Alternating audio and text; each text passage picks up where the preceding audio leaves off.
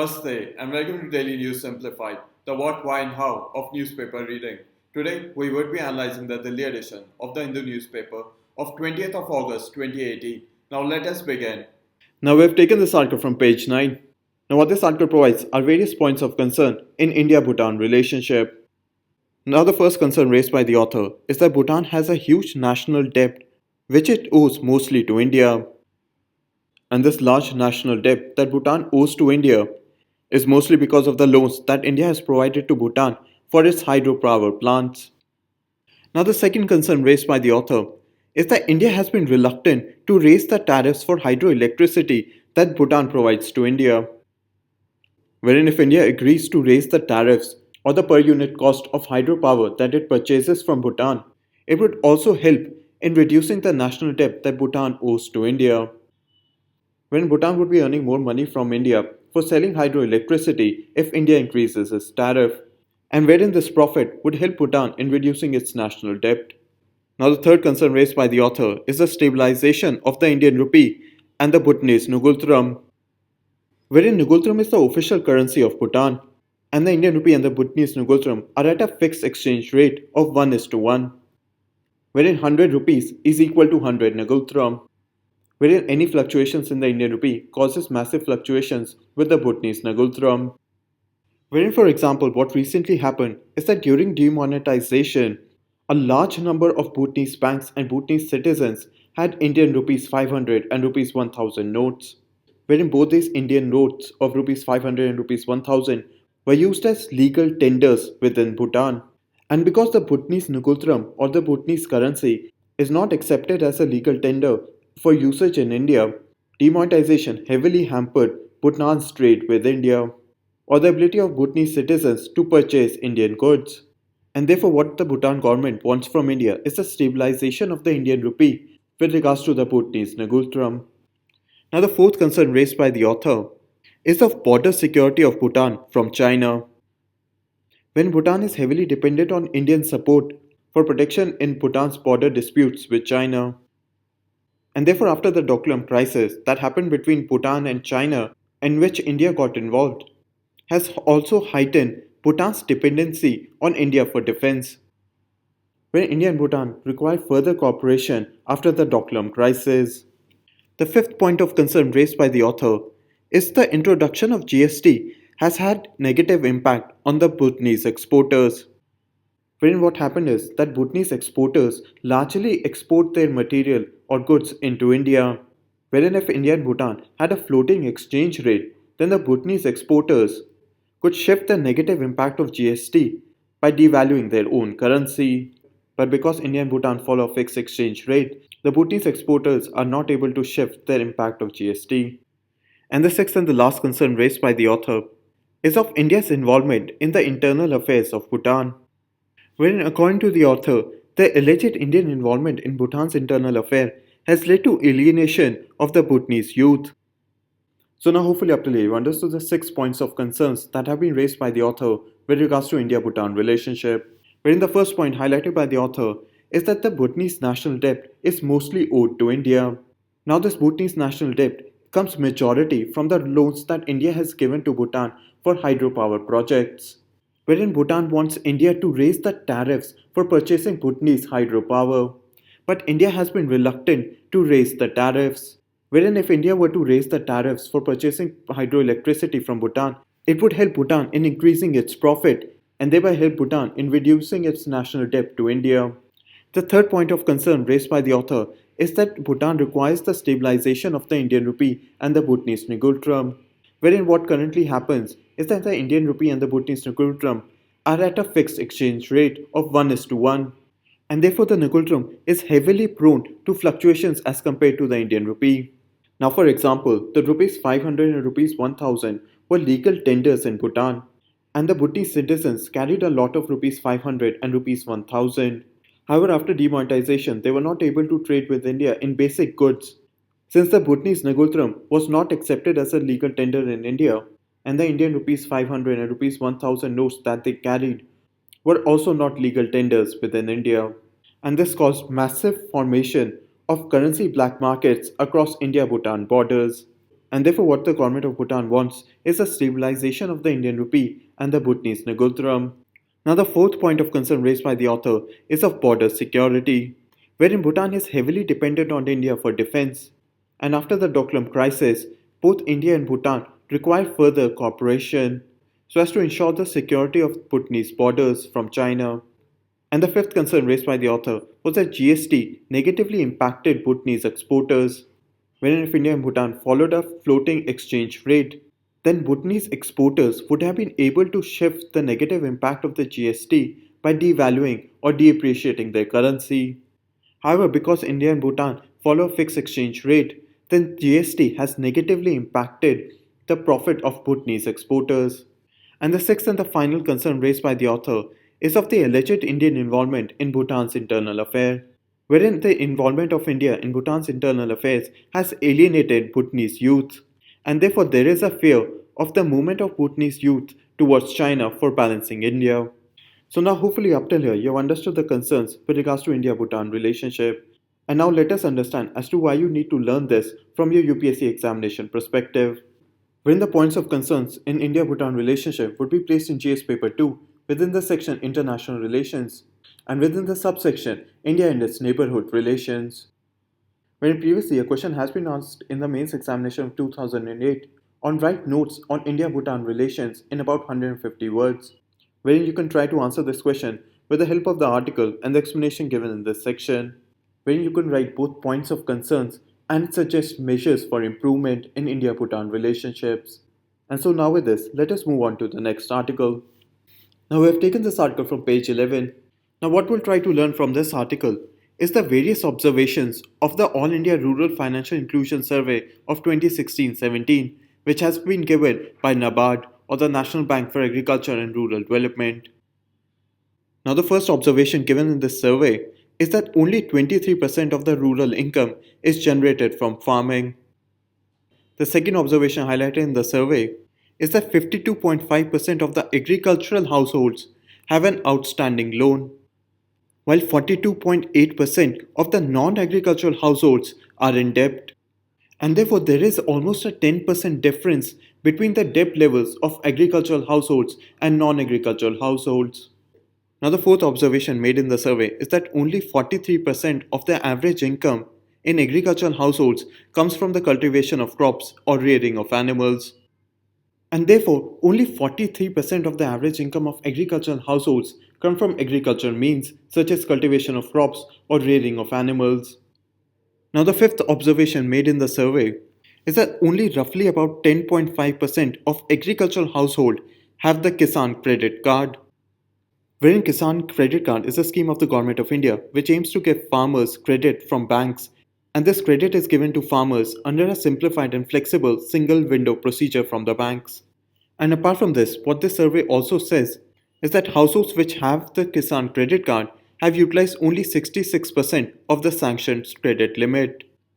The sixth observation highlighted in the survey is that the southern states of Telangana, Andhra Pradesh, and Karnataka have the highest level of debt among agricultural households.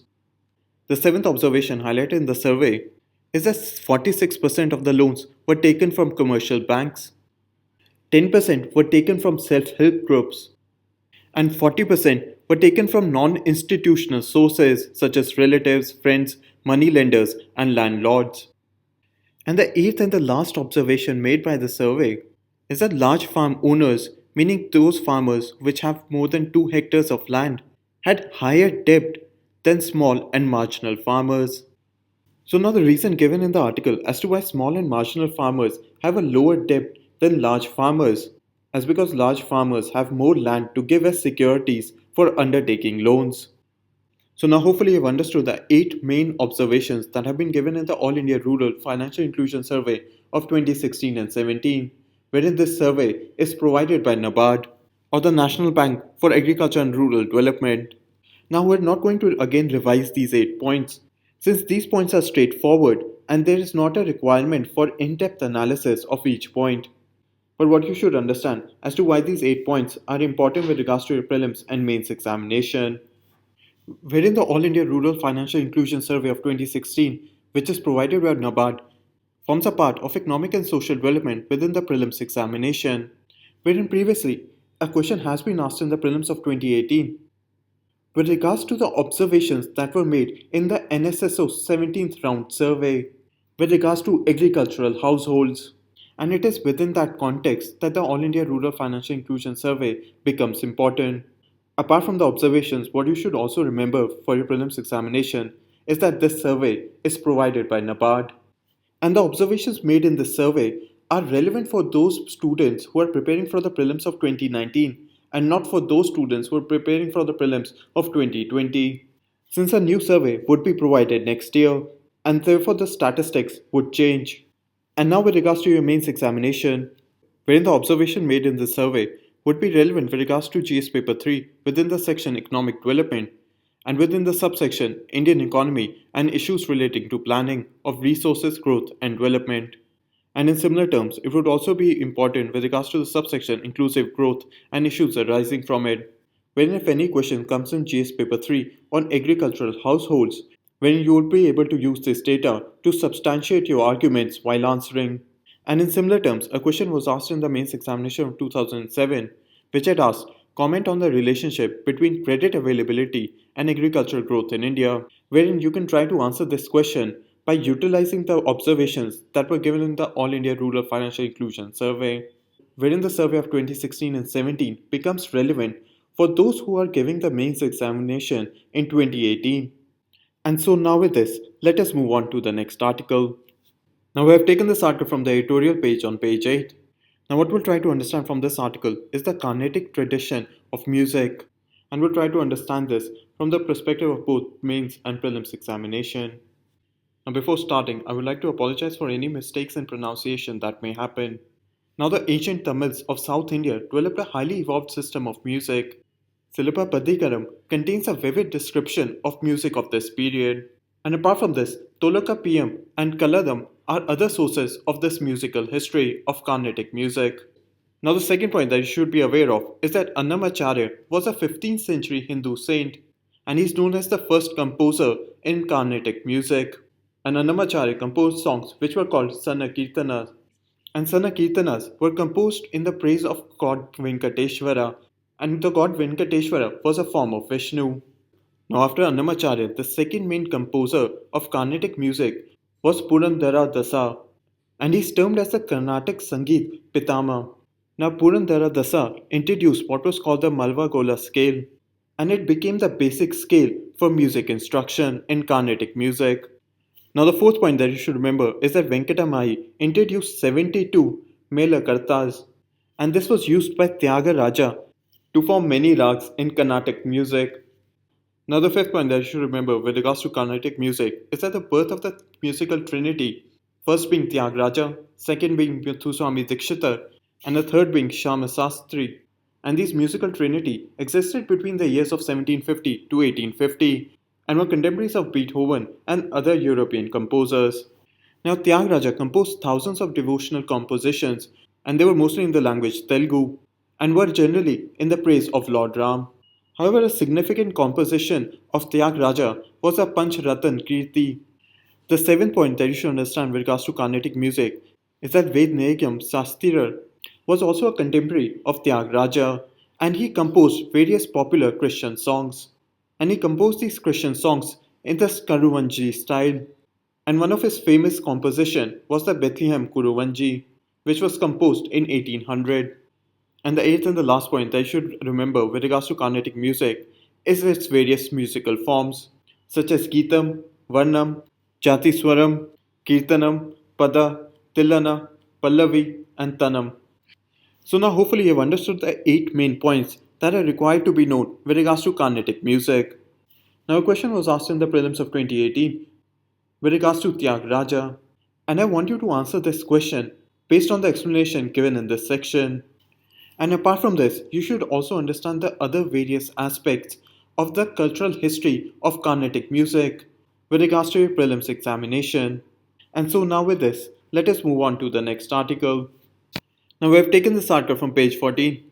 Now what we'll try to understand from this article is the impact on the Indian economy because of the fall or the depreciation in the Indian rupee. Now the first thing that you need to understand is that currency depreciation is the loss in value of a country's currency with respect to one or more foreign currencies. And this currency depreciation generally happens in the floating exchange rate system. Now, as you might remember, when we talked about in an earlier article on India and Bhutan, that the Indian currency is at a fixed exchange rate system with the Bhutanese currency, Nugalturam. So, in a fixed exchange rate system, currency depreciation generally does not happen. But in the floating exchange rate system, such as between the Indian rupee and the US dollar, wherein if you remember earlier $1 was equal to 65 rupees.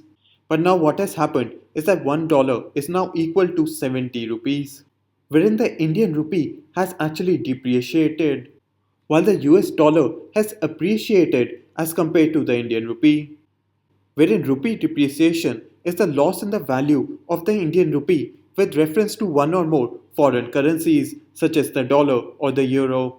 So let's say if I were to buy a barrel of oil for $100 at 65 rupees, India used to pay 6500. But because of the depreciation of the Indian rupee as compared to the US dollar, India is now required to pay 7000 rupees for the same barrel of oil. So now hopefully you have understood as to what is currency depreciation. But now let us understand as to what is the impact on the Indian economy of the rupee depreciation. Now rupee depreciation leads to imports being more costly, while the exports from India become more competitive. Now in simple terms, as you already know, $1 was equal to rupees 65, but now the value of dollar has become rupees 70. So now for a trader to import goods worth $1 into India, he would be required to pay rupees 5 more. While on the other level, if a trader is exporting a good which was worth $1, he would be earning rupees 5 extra. And therefore rupee depreciation makes imports more costly while exports become more competitive. The second impact of the rupee depreciation would be the widening of the current account deficit. Now, India is a majorly import dependent country, hence, costly imports into India would negatively impact the trade balance and thereby would lead to widening of the current account deficit. Now, apart from this, you should also understand is that exports from India may also increase during the rupee depreciation, but it would not have much impact on the Indian economy since the imports into India are much higher than exports from India. Now, rupee depreciation also leads to increase in inflation in India, wherein the depreciating rupee also leads to increase in the oil bill that India has. And since crude oil is considered as a major input to the Indian economy, it increases the inflation. Wherein, according to the Reserve Bank of India, a 5% depreciation in the Indian rupee generally leads to the increase of 15 basis points in domestic inflation. The fourth aspect of rupee depreciation is that it increases pressure on the forex reserves.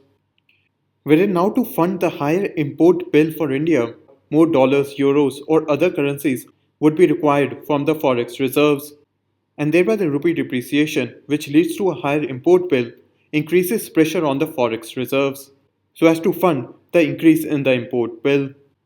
And the fifth and the last point, as highlighted in the article, for the impact of the rupee depreciation on the Indian economy is that it increases the borrowing cost for external commercial borrowings. Now, external commercial borrowings is a route that has emerged as a favorite mechanism among Indian companies as a fundraising option. However, the depreciation of the Indian rupee poses risk to external commercial borrowings as the cost of borrowing under these mechanisms for the Indian companies goes up. So now hopefully you've understood the 5 points that have been highlighted in the article with regards to the impact of the rupee depreciation on the Indian economy, wherein the imports into India would become more costly while the exports would become more competitive. So now wherein earlier $1 was equal to rupees 65, but now $1 is equal to rupees 70. So therefore to import a good worth $1 into India, importers would now be required to pay rupees 5 more. However, a trader who is exporting goods from India, which would be worth $1, that exporter would now be earning rupees 5 more. And so therefore rupee depreciation leads to imports being more costly. And since India is an import dependent country, there are higher imports into India than exports from India. And because the rupee depreciation increases the import bill for India, it widens the current account deficit. And apart from this, the rupee depreciation increases the oil import bill for India, which then has a cascading effect in the Indian economy, which increases inflation. And thereby, to fund the increase in the import bill for India because of the rupee depreciation, it increases the pressure on India's forex reserves, wherein more dollars from the forex reserves are required to pay the higher import bill. And apart from this, the rupee depreciation increases the cost for Indian companies for external commercial borrowings. But now hopefully you have understood the various impact of the rupee depreciation on the Indian economy. Now question for your practice is with regards to currency depreciation, and you can leave the correct answer in the comment section given below. And so now with this, let us move on to the next article. Now, as you might be aware that the state of Kerala is undergoing a major disaster due to extreme heavy rains and floods. And therefore from this article and other news on page 7 and page 5, what you need to understand is the disaster management response of India. Now, as per the Disaster Management Act of 2005, a disaster means a catastrophe, a mishap, calamity, or grave occurrence in any area. And this disaster may arise from any natural or man made causes. Wherein, as per the Disaster Management Act of 2005, this disaster needs to result in a substantial loss of life or human suffering, and thereby also include damages or destruction of property and of environment. Wherein, under this Act, disaster should be of such a nature or magnitude wherein it is beyond the coping capacity of the community of the affected area, wherein a natural disaster would include earthquake, flood, landslide, cyclone, tsunami, urban flood, and heat wave, while a man made disaster can be of nuclear, biological, and chemical nature. Wherein the natural disaster in Kerala is due to floods and has resulted in substantial loss of life and human suffering and destruction of property and environment, wherein the current disaster in Kerala is now beyond the coping capacity of Kerala.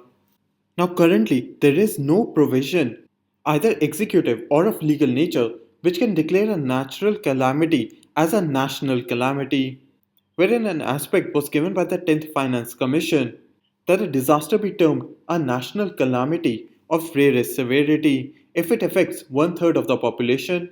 However, the panel did not provide any specific definition as to what would be a calamity of rare severity. But the 10th Finance Commission did state that a calamity of rare severity would have to be judged on a case to case basis, wherein to be declared a calamity of rare severity. What is required to be taken into account is the intensity and magnitude of the calamity, the level of assistance needed to tackle the calamity, the capacity of the state to tackle the problem itself, and apart from other alternatives to provide relief.